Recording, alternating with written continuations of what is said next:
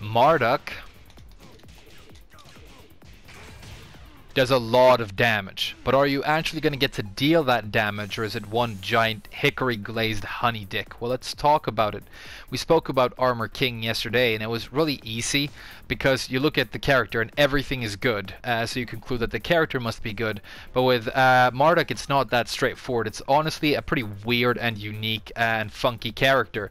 Really cool. I mean, I obviously love the redesign, and I think they've done some very fun stuff with this character, but he's not as easy to unpack. There's some execution in there. His combos are kind of unorthodox and so on. So before I tell you exactly how good I think he's going to be in this game, maybe we should unpack the whole thing a little bit. So when we spoke about Armor King, we started by talking about whiff punishment, and we can just arbitrarily start there with this character as well. And I'm sorry to be a Debbie Downer and start with a section where the character might not excel, but I think for whiff punishment you're actually pretty poor, and it's something that is kind of sticking out to me when I'm playing the character, because when you're new to a character, if you're an experienced Tekken player, what you tend to do is you rely on, you just backdash and look for whiffs and try and capitalize on mistakes. And it's difficult to do with Marduk because you don't have those really long range launchers to start off with. So this is your down forward one. You can see that the range is, it's not terrible, but it's definitely not one of those really long range tools that you can reliably use for your long range whiff punish. It's definitely there. You can use it for mid-range stuff. You can use it for a block punisher. It's gonna fill its purpose.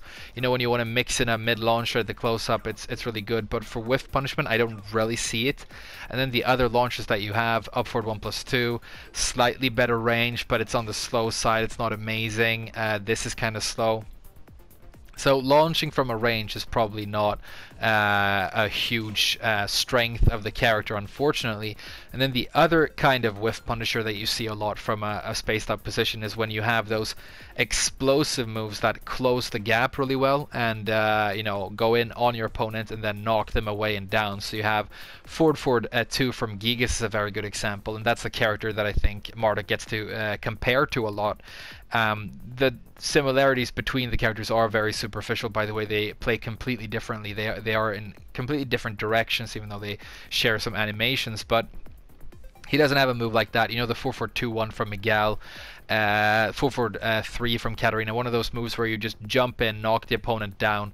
You don't get a combo necessarily, but maybe you have some cool counter hit properties. But with Marduk, when you look at your forward inputs, you generally have kind of sluggish stuff that isn't really explosive necessarily, or you don't really have the range that you might want or need to make the moves really good at that either. So it's a good power crush, by the way. It does have really impressive range, but yeah, I think he struggles in the whiff punishing department quite a bit, and that doesn't necessarily mean that the character is bad or anything, because it might just mean that that's not your niche, so that's fine.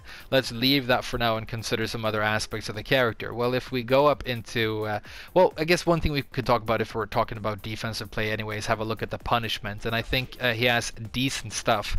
So for 10 frames you have 3 different options that I think all serve a purpose, because the 1-2 gives you VTS. The 1-down-2 has, in my opinion, the best hitbox and frame data. So this is probably the go-to. Most of the time you get good frame data. I love the fact that the extension is a mid.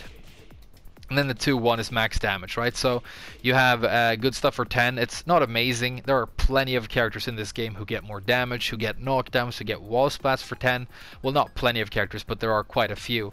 And so this isn't gonna blow your mind, but it's solid stuff. And it's very important that he can access VTS from these jabs, in my opinion. We're gonna talk about that a little bit later. And then if we move up to 13, you have something that has caused a lot of stiff nipples across the world, because this is a 13 frame block punisher that does 38 damage, which is massive. It's not going to knock the opponent down, which is sad, but you can see that it spins the opponent around, which means that it will give you the wall splat.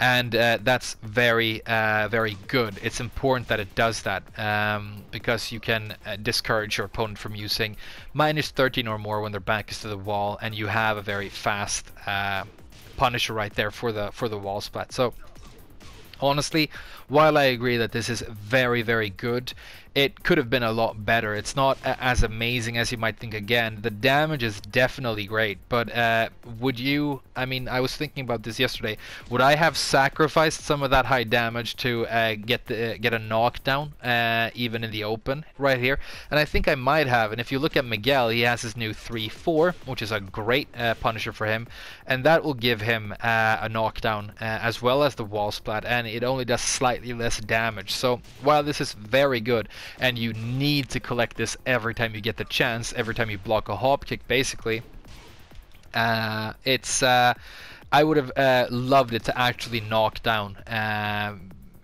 just normally and not cause that corkscrew thing. That would have been even better. But it's very, very good, don't get me wrong. And then you get launches for 15 with this, which is standard average to I'm not going to say above average, I think it's average, but it's very good. And it's also the case, obviously, that your combos are so extremely good, or deal so much damage, I should say, that a 15 frame launch for Marduk is more valuable than it might be for a lot of other characters. You know, Kazumi, it's great for her when she connects with a 15 frame launcher, but she's not going to blow your mind with the damage that she does, whereas Marduk definitely will, and so he needs to capitalize when he can. It's very important to capitalize with this character because it's kind of difficult to create a lot of opportunities for damage. So what do I mean by that? If we move up closer to our opponent here and start looking at some of the close-up stuff, something that these large sort of power characters have in common is that you generally lack fast mids that have good frame data on block. So we talked about Armor King's down forward 1 yesterday, a generic input that a lot of characters have. That usually it will be something like -2 on block, so pretty negligible, meaning that you can use a mid like that to really grind on your opponent. And as I explained yesterday, you have all these different purposes you can use fast mids for: interruption, creating offense, ending rounds, floating in combos. They're just great all-purpose tools, right? But the characters who lack that a little bit, what they have to do instead is you have some fast mids. Like I mentioned, the down forward 4 at 2, or the down forward 4 by itself is 13 frames. You generally have frame data that doesn't allow you to continually attack, especially not after getting blocked, right? So you get blocked with something like this, and then you need to take let the opponent take their turn, and they are generally faster. They can get blocked and keep on attacking, but you really can't, and so that is something that definitely hurts the character. If we're going to compare it to, for example, Jack 7, which is another large character who lacks those really abusable mids up close, that doesn't really matter for Jack, because what Jack wants to do anyways, hang back here, check you with 4-4-1 to close the gap whenever he wants to, look for whiffs with his down forward 2. And then he can, from like a sort of semi-close range and even from way up here, just harass you really well with his down back 1 and full crouch down back 1. That's a simplified, Jack 7 strategy in a nutshell, but that's basically how he plays. So it doesn't matter that much for Jack that he struggles to keep up in the close-up game, because that's not where he wants to be anyway, and he's very, very good at other things. And the thing that I'm sort of struggling to do with Marduk is finding that really powerful niche where he's going to excel that isn't, that makes up for the fact that he has both lacking whiff punishment and isn't really fast when he's up close and personal here. And I think we should get to the two powerful and really good aspects of Marduk right now. The first one I'm going to mention is that I think that he's going to be played a lot of the time like a counter hit character, because I think he has some very interesting, fun, and high-powered counter hit moves, like the down back 2. You can get really good damage off of launchers like that, provided that you're willing to get a little bit creative with your combos, like I did right there. You have stuff like another move that I think is going to be great for him is the up forward 3. I think this is going to come out a lot. I've played some good Marduks already who party hard with this move. I think it's going to be amazing. But you have some and you have Gigas' 4-2, by the way. This is one of the few actual good moves that both characters use. So this is one of his true similarities to Gigas, this 4-2. Very good. And he has the same extension as Gigas as well. Although when you go into the mid mix-up, it's different because Gigas uses that and goes into Golem stance, whereas Marduk has this mid launcher at the end. That's gimmicky and not going to see that much use, but the 4-2 by itself is a seriously good keep out and counter hit tool. And so your counter hits overall are really cool, and I love the counter properties of this Quarter Circle 4-2, by the way. The fact that it gives you 59, which is full combo damage, just baked into the hit, and then they're just lying right at your feet for Oki. It's very, very good. So the counter hits are great, but they're not necessarily very fast. And so if we talk about, for example, a character like Caterina, Caterina has her amazing counter hit 4, of course. She also has the down forward 4, which is her slightly slower but safe mid counter hit tool. And so what Caterina will do, because she has really good jabs and jab strings, she has really good down forward 1, she has really good just mids and pokes overall. She can use that to create these opportunities and create these jungles and labyrinths for the opponent to set up her counter hit tools. But with Marduk, that's going to be more difficult because, like I say, you don't have necessarily great fast poking game up close. You don't really have the frame data for that, so you're going to be a lot more deliberate with your counter hits. It's going to require you to know your frame data quite well, and I think Marduk is going to be a character who is going to be just exponentially better the more experienced, confident the player is. And you can say that goes for any character, and that's definitely true. But I think with Marduk, it's not like one of those characters where everything is super intuitive, and you can just go in and start doing cool moves, and it's going to work really well, like a Claudio or a character like that, where it's very obvious what everything is supposed to be for and what everything does and what you're supposed to do when. With Marduk, it's quite a lot deeper than that, and so I think he's going to flourish only in the hands of people who are willing to really specialize in him. And know exactly when and how to place these counter hits. This down back 2 is an amazing move for... we mentioned that it doesn't have good whiff punishment, but this can fill that niche, even though it's not amazing. It's fast enough, it gives you 20 damage, it does give you a wall spot, so it is a good move. But yeah, counter hits is one thing, and then the other thing where I think that I think is really good for Marduk is Valetudo. I think you have some stuff here that is very noteworthy. The move that anybody, I think, at least I do, think about like instantly, the image that comes in your head when you think about Marduk, it's this tackle. You can get this tackle off of the stance, obviously, but he has a lot of funky cancels. I mean, he has this thing now. How do you do it? There it is. He can cancel unblockables into this. He can side grab you when you're on the floor and mount you into this, mount you into the post tackle mount, and so on. So there are a lot of different ways he uses this and gets into this. But the actual tackle itself from the stance, I think, is easily overestimated. It's not as powerful as you might think. The first reason for that is that the tackle is actually breakable, as you can see right here, and there's no ambiguity to as to how to break it. It's just a 1+2 break every time, and so when your opponent is very good and prepared for it, they're going to be able to break that. And it's not like you get your guaranteed damage even if the tackle is successful. It is a sort of a three-way mix-up on the floor. That's a simplification again, but there are two different opportunities the opponent has to nullify this tackle, because they can break it when it connects, and they can slip out of it on the floor. So I think the better the opponent is, the worse that move is going to be. It's not as much of a staple, and you're not going to see it as much all the time from good Marduk players as you might think. But you do have other really good things from this stance. And the first thing to note here is that this is a real mix-up stance. It does work. Unlike Golem from Gigas, which they destroyed in Season 2 in my opinion, doesn't really function as a mix-up stance anymore. This does, because unlike Golem, there's a big scary low here, and it looks like this. This is definitely big and scary enough that it can incentivize your opponent to attempt to duck when they know you are in Valetudo. And that means that you have mix-ups for your mids, and it's going to work as a mix-up stance. So you can go into this stance off of a lot of different good strings, your jabs, your down forward 3 into jabs, to name a couple. And then when you're down here, because you have that low, there's some serious stopping power to your great mids. You have Valetudo forward 1-2, forward 1-4. You have the 1-2, which is not natural, but it's a delayable counter hit string. I think the main staple here for the mix-up is going to be the while standing 4 or Valetudo 4 a lot of the time, because that's fast, 21, you know, knockdown, mid, very good.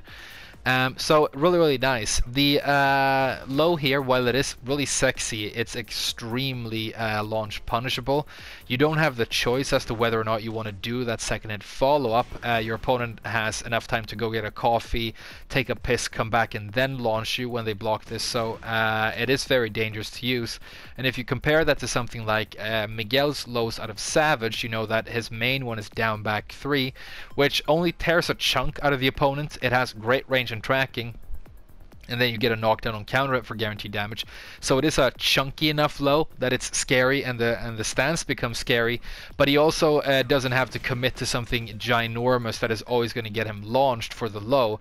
And he has a lot of different options. He has even bigger lows that knock down, like the down back 4 and stuff like that. But with Marduk, I think you have this option, and then you can go into sort of generic low pokes, like your sort of generic down 4 from here, but I don't think that is necessarily enough to, you know, incentivize the duck. So you kind of have to commit to this really big low a lot of the time, and that can be scary. But the fact that the low is there makes the stance very viable for mix-ups, which I think is good anyway. Okay, and we should talk about, those are the main 2 aspects I wanted to get to if we're going to talk about, you know, what's going to be good in Marduk's neutral game. And then, obviously, we need to get to the fact that he is a grappling character. Not to the extent that King and Armor King are, in my opinion, but definitely to the to a large enough extent that he should be considered, in my opinion, the 3rd most grappling-oriented character in the game, next to the Kings. And I think you know, if you're gonna like list the grappling characters of Tekken 7, because we don't really have archetypes, you know, the way you have Zangief in Street Fighter, for example. You would say King, Armor King, and then maybe Marduk, and then there are a couple of characters, you know, like Dragunov and Nina and Jack, who have good throws, but it's not as big a part of the overall design, you know. And Marduk does have good stuff for his throws. He has this 4-forward 1+2, which is your 1+2 break, and it's more powerful than standard 1+2 breaks, because it can lead to you know, actual combos. You can see it just with something simple there that I've been using, I can get 58, so that's cool. He uses throw mix-ups for Oki a lot, which works really well. You've probably seen a lot of those cool videos where Marduk does, you know, all the damage at the wall, but you need to be aware that when you use especially this throw at the wall in your combo, it is a mix-up and it is breakable, and you have to mix that up with a much less sexy option, which is that thing, because it suffers from scaling a lot more. But you do have, you know, quarter circle throws. That's not one of them. That's just a general generic one throw. I think that's one of them. You have a couple of very interesting throws that you can sort of mix up and in. So his throw game is above average, if not mind-blowingly amazing. He doesn't have, you know, running stuff like the Shining Wizard. He can't slam you into the wall like Overkill with Gigas, for example, or the Giant Swing. But the grappling is decent. So I think the good parts of Marduk is, I think his VTS is good, or at least very usable. I think he has very powerful counter hits. I think his grappling is quite far above average, if not mind-blowingly amazing. And then the last thing, and kind of the main thing that I think was supposed to be the mainstay of his design, is his completely insane damage. He deals very high damage just off of standard launchers, even if you're not going to do super powerful combos. I mean, that's a simple one it's not a super simple one to do, but it's 64. And with all the other launchers, I mean, we showed you some sexy combos in the beginning, but this isn't like hard to stick at all. Okay, he says as he fails to stick it. That's embarrassing, but let's do it again.